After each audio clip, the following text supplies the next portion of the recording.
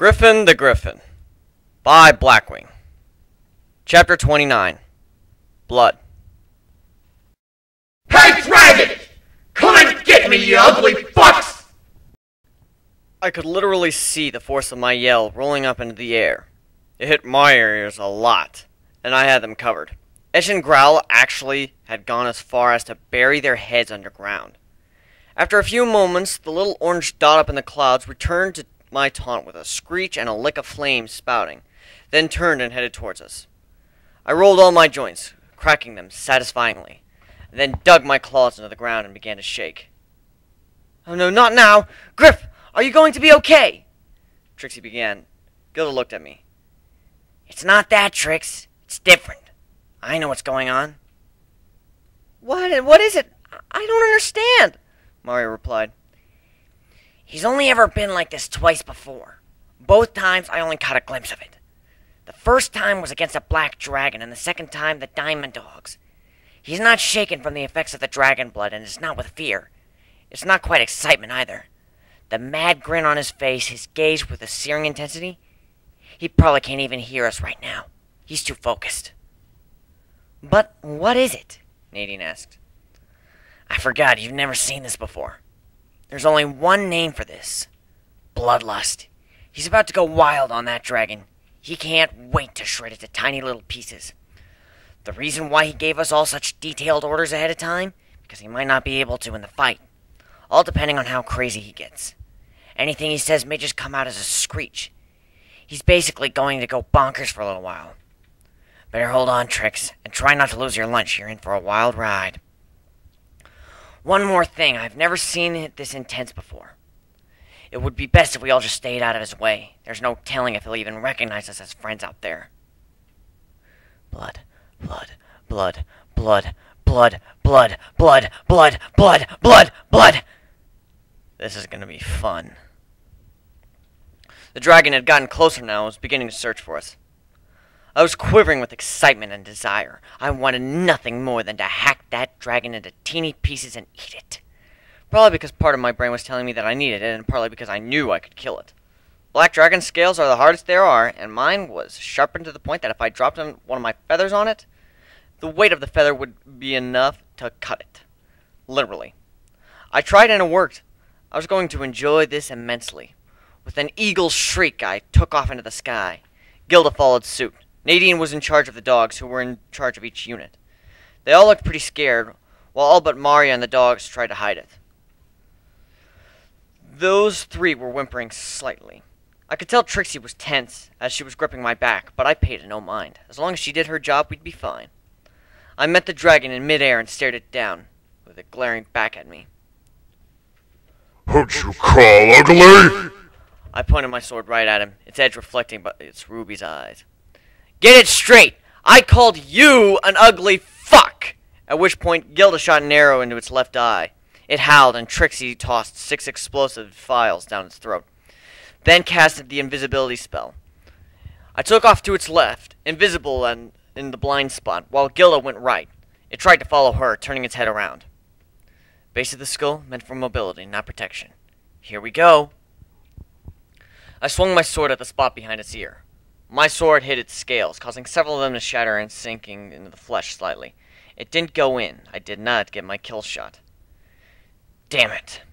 The dragon whipped around, dislodging my sword from its neck, then proceeded to spout flames at me. Only an edge which actually needed to reach me. Of course, I blocked, Trixie sending a smoke bomb up to its other eye. Its face became covered in it, but only worked for a moment.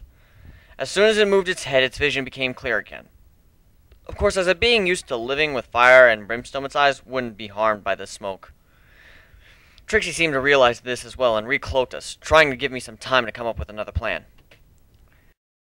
Scales all face the same way. If I can't smash through them, I'll rip them off. I flew at the dragon again, who was spouting flames to try and hit Gilda, who was flying just out of range. He was closing, but we were leading him back to where the other troops were. I needed to open up spots in his armor. He was behind Gilda, and she got him flying in a straight line. I flew directly behind him above, and I readied my sword and held it up above me, then went into a dive. Gilda had his attention. Just as he opened his mouth to spurt flames, my sword contacted and slid under his neck scales, prying a number of them up. I ran down his neck towards his head, keeping my sword in position and using my wings for extra thrust as I effectively cleaned a very large patch of his neck of its armor in a kind of reverse domino effect. Having that many scales ripped out was painful enough for him to forget the distraction and focus on me. I, however, was far too concerned with the red fluid dripping from his wound. I grabbed hold of the dragon's neck and dove my beak into it, ripping out a chunk of dragon meat, fresh and bloody, and swallowed it. Oh, that felt fucking fantastic. My ever-so-slight shakes, nerves, excitement, everything. It all just went away. I was thinking more clearly than I had in months. The dragon turned to me and looked at me enraged. Know your place, Griffin. You will pay for what you have done to me.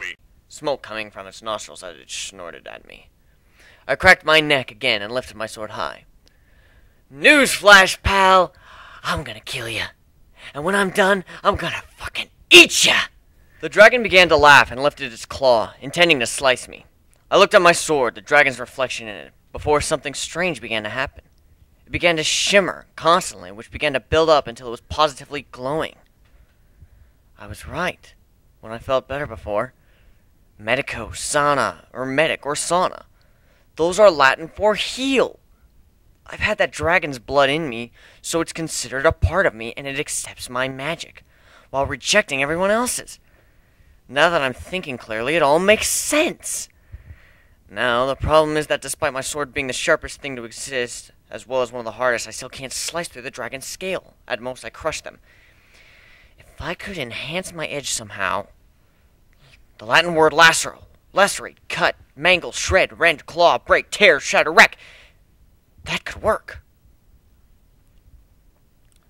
I began to giggle. This was going to work. I can't believe it. I was thinking that my dragon's blood had been a curse, but it had connected me with my sword, letting me use magic through it. When I was running on empty, it barely did anything, but now that I just gorged myself, it's gone over the top. If this works, I may just have to find Pinkie Pie and let her throw me a party. Lacero! The glow faded from my sword as I brought it up to meet the dragon's claw. The air itself screamed as it passed through it. I met its claw and sliced right through it about halfway up to its forearm. It was a big dragon, about half the size of Blackie, but still impressive. I ended my uppercut and brought my sword out of its arm, causing it to shriek in pain and surprise at what I had just pulled off. I brought it to the left, then swung right in a wide arc, severing it at the point which I had sliced through before. Its blood began to rush out of the stump. The thing is, this magic can only be used to enhance what's already there. I just enhanced the sharpness of something able to cut diamond. Fuck yeah! I flew straight at the dragon, swinging my blade into its neck, only to have it shatter the scales again.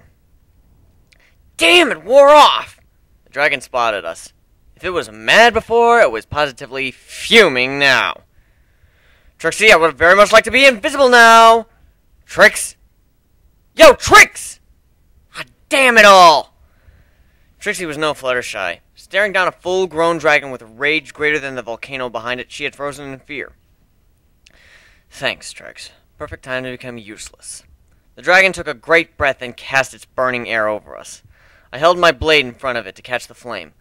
But this, of course, left my fucking hands open to it. I concentrated on my sword as I hid behind it, the glow building up again. It took longer this time, but eventually it reached that state.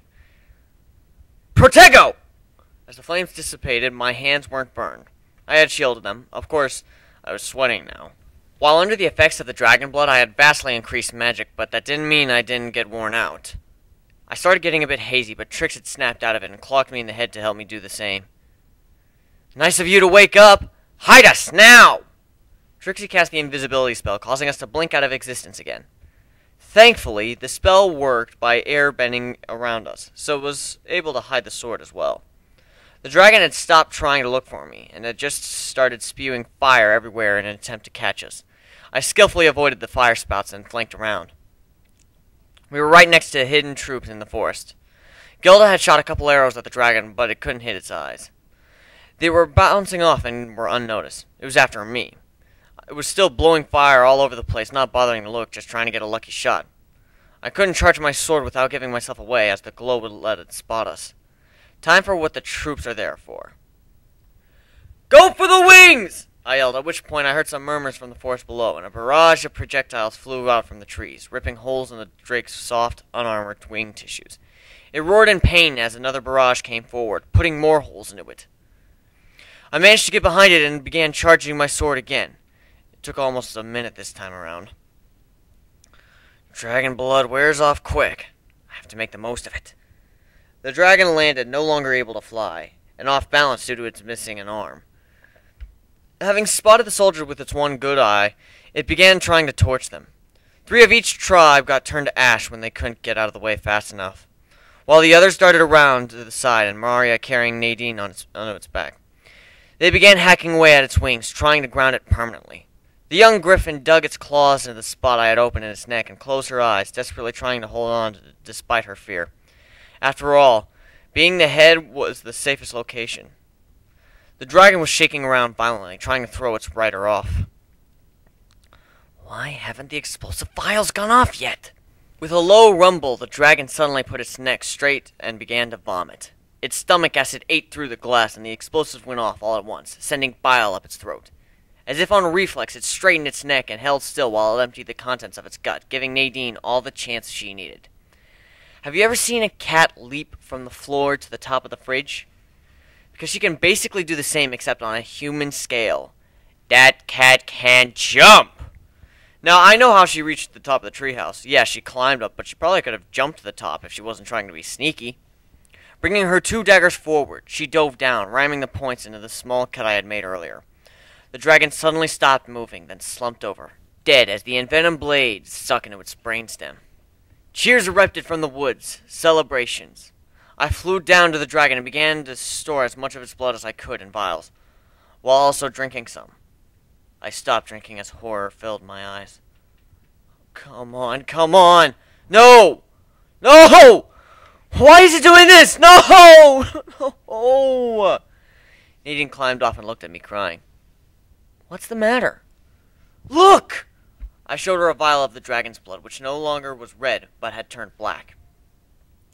So that's what normally happens. No, don't you get it? Get what, Griff? Trixie asked. While the dragon was still alive, all I wanted to do was drink it. If I had some, but I wanted more. Now that it's dead, the blood's changed and it's not satisfying my craving. I still don't understand. When the dragon dies, its blood changes.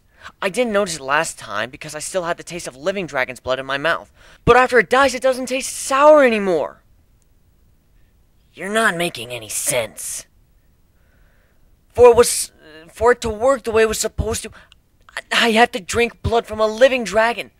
Dragons are magic, and while they're alive, so is their blood. Once it dies, it's useless to me. We can't just kill a dragon and store its blood for some use later. Damn it! I pounded my fists on the ground. Nadine suddenly had figured it out. So if you drink it while the blood is still alive, it has the effect. But once it dies, the magic in its vein fades as well. It becomes useless to you. That means unless you can wean yourself off it, you'll have to keep killing dragons. The realization dawned on my entire crew. This was not a good thing. Well then, we just stay here and kill them till you kick your addiction, right? Gilda asked. That's the problem. Didn't you see what happened? I was kinda busy trying not to get roasted, Griff. Gilda deadpanned. When I drank the dragon blood, my mind became clearer.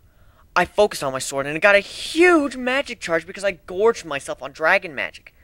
I used the Latin word to cut and enhance my blade, to protect against the flames when it tried to burn me. When I tried to cut through its neck, I only smashed the scales, but when I used the word and went for the arm, I sliced all the way up, straight through the bone. I drank a whole liter of it, and I was able to enhance my sword that much. I wouldn't go drinking that much again, though. I don't think it would be good for my health. I had just killed a dragon, but I was almost depressed. Well, why don't we just get a dragon? Trixie asked. Huh? I mean, Twilight has one as an assistant. And sure, you wouldn't be able to do that godly slash all the time, But at least we won't have to stop you from dying with withdrawal symptoms. Trixie, you just made up for messing up earlier. Guess what, everybody? We've got to steal ourselves a baby dragon. Griff, isn't there something else we forgot to do first? Gilda asked, pointing at the body of the dead dragon. Oh, right. Well, listen up, Romac, Lemko. Grab hold of this sucker and haul it back to the ruined village. We're getting you some new weapons and armor. Are you feeling okay? Gilda asked tentatively. Yeah, I'm not all shaky anymore. No headache, and I just learned that my sword acts as a powerful one-shot spell when I drink dragon blood. All we need to do is get a little dragon or 3 so I have blood to drink, and we'll be all set. It should be at least another month before I start acting up again. So we have 1 month to get a dragon. No problem. It kind of is. After all, dragons are protective of their eggs, but not the hatchlings. We just killed a lone one. We'd have to raid a nest to find an egg or a youngling. And nests are full of dragons. We'll figure something out. We always do. I just need time to think on it. In the meantime, I have 2 tribe welcoming ceremonies to attend. Nightfall came with Romac and Lemko tribe at the old Romac camp, cutting the dragon into pieces and making weapons and armor from the bone and scale. It was slow going, but both tribes were quite skilled in making things from skin and bone, and having about 30 of them do it meant that it was pretty fast. I spent the time they took preparing for the ceremony charging my blade. It took me 2 hours to bring it to its full state, while earlier I had done it in about 5 seconds. The beneficial effects of dragon blood wear off far too quick, and unless we catch and release, we can't store it. Still, the power I gained from it was, to say the least, awe-inspiring. Going from only being able to smash the scales to slicing the arm at the elbow, it's not something I could do all the time, last resort or while fighting a whole group. Yeah, I could kill a dragon in an instant probably if I got a clean shot at the neck, since I now have something that can cut through it. It's time to begin. As you are to become part of both tribes, we shall perform both rituals. Since the Lemko have a camp, we shall use theirs. We returned to the Lemko, who were quite surprised that they and the Romac were walking side by side. The elder grumbled and shook her staff, causing the camp to fall quiet. We're here today to welcome an outsider to our fold. State your name. I am Griffin. Griffin, from which land do you hail? That was a particularly difficult question. Country, planet, relative dimension? Screw it. I hail from the North Sky. That'll work. Griffin of the North Sky, we have seen your valor. You have tested your might against the most foul beasts of dragons, and claimed victory. This is proof of your strength and skill you have brought understanding between us and the Romac, which is no small feat. Therefore, we proudly welcome you to the Lemko tribe. I am the elder, but you may call me Selma. We have been without chief for far too long, and are proud to name you as such. She took a kind of yellow paint on her paw and pressed it onto my right wing, leaving the mark on my feathers. Then the Puma-esque leader of the Romac appeared. In the presence of the entire Romac tribe, I looked around. There were only 10 of them. Wait, that's all that's left? We can all attest to your cunning and skill, slaying a beast that has been plaguing our lands. Bringing an understanding between ourselves and the Lemko, you have brought the promise of a better future. And so I not only name you a member of our tribe, but as the greatest warrior we have ever known. I name you Chief. May you lead us to prosperity in ways I could not. He put blue paint on his paw and pressed it to my left wing. Great, now I'm the chief of 2 cat tribes. Brilliant. Well, now it's time for my big reveal. As leader of the Romac and Lemko, I proclaim you all to be brothers. While you may differ in your ways, you are united by a common cause. The new tribe, the White Wind, my tribe, we shall leave these scorched lands for another. There are those who live as you did, in the land of the Griffins. We will return to the north, free them, and make them part of our tribe as well. First we must capture a dragon. Their blood flows in my veins and gives me strength, but at the cost of needing it once a month. While the tribes prepare for travel, we will claim one of the beasts of our own. We will bring you to a land ripe with food so that you can prepare for the long journey ahead while we perform this deed. The tribesmen cheered, then began dancing around the fire as is customary in welcoming a new member. All warriors, no children, as they were too weak to survive the calamity that fell before both.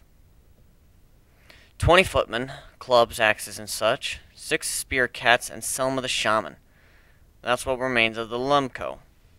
9 rangers plus the former chief of the Romac for a total of 37 cats, all armed with weapons and armor made of dragon scale, hide, nerve, tooth, and bone. Then Maria and Nadine counting as one, Etch and Growl, Gilda, and myself and Trixie. The BlackWing tribe, also known as the Griffin Pirates, a total of 43 in number. That is my tribe. In the morning we led them through the jungle to where our camp stood. They seemed to think of Nadine quite highly, considering she was the one who actually gave the final blow. However, all of us, even Etch and Growl, had been elevated to near god status by the tribes. We took on a dragon and we won with minimal casualties. The tribe settled in, taking up residence around the perch. Well, we had to name it something, and what better name for a place where birds live, even if they're mutant half-lion birds, and spreading out to collect food. Nadine and the dogs helped get them settled. Maria was a little nervous. After all, the Lumco had tried to eat her, but she was feeling a little better. Nadine set about sparring with her mount, teaching her to defend herself, while Gilda, Trixie, and I flew off towards the giant volcano, intent on snagging a young dragon youngling. After all, I don't know if an egg would do any good without anyone to hatch it. Hey, Griff, are we using the tribes or are they using us? I mean, they were pretty quick to name you as the leader, considering how they just are in their ways. Well, when you see someone casually kill a beast that could wipe your entire tribe out, rescuing them in the process, telling they're pretty quick to give respect. Also, the fact that I brought them together and fed them while they were starving is big points. They also know that I have what it takes to lead them. They're looking for a better life, just like we are and like we're trying to bring to the Griffins and the Diamond Dogs. So what if they're gray gear in the machine? If they get what they want, do they care? I guess you're right, but we're taking them away from their home. A home they can't survive in. What makes you think it'll be any better up north? Because that's where everything will come together. If it works, then it will be. If we fail, then we don't have to worry about it anymore. Yeah, I suppose that's one way to look at it. I still can't get over the feeling that we're using them and being used. Of course, Gilda, who can't stand slavery, is drawing a couple of parallels between my leading the tribes and being forced to do something against their will. The difference is they want this, and I'm just helping them get it. Two sides both wanting the same thing and both using each other to get it, then sharing it at the end. There's nothing wrong with that. That's the way most partnerships work. What about you and me? Well, you keep my head on straight and I kill things. I have a load of knowledge and you're hot, so I guess it's the same. What about when we succeed? When one of us no longer has a use for the other? Only way one of us would not be useful to the other is if we're dead. If we make it, and this harebrained scheme of ours works, well, then there's going to be a country that needs leadership. Who better than the ones who founded it? Face it, you're stuck with me, and I'm stuck with you.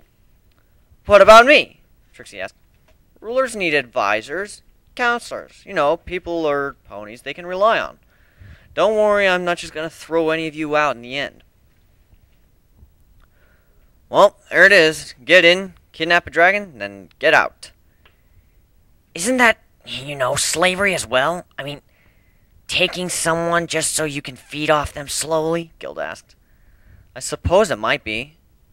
Or we can take them away from abusive parents and raise them. Sure, we'd be using them, but then again, having a loving family instead of being alone once you hatch. Yeah, I scratch your back, you scratch mine. I get it, she sighed. After all, she was taken from her family. She's just trying to make sure I'm not turning into the very thing we're fighting against. And this is how humans convince others to do things they know aren't right. Morals can be rationalized away. It was night, although the glow of the lava coming from within the red mountain made things quite visible. The big volcano was too high up to be proper for nesting, but a ground-level lava pool made for the perfect location. The dragons were already asleep. It was time to begin Operation Grab a Drake. Dear Princess Celestia, rather than my usual letter, I'm writing to tell you that I figured out how to use magic. Considering that I'm not a unicorn, this is a rather large achievement. As for the details of my discovery, Not telling. What's wrong? Jealous? Sincerely, Griffin.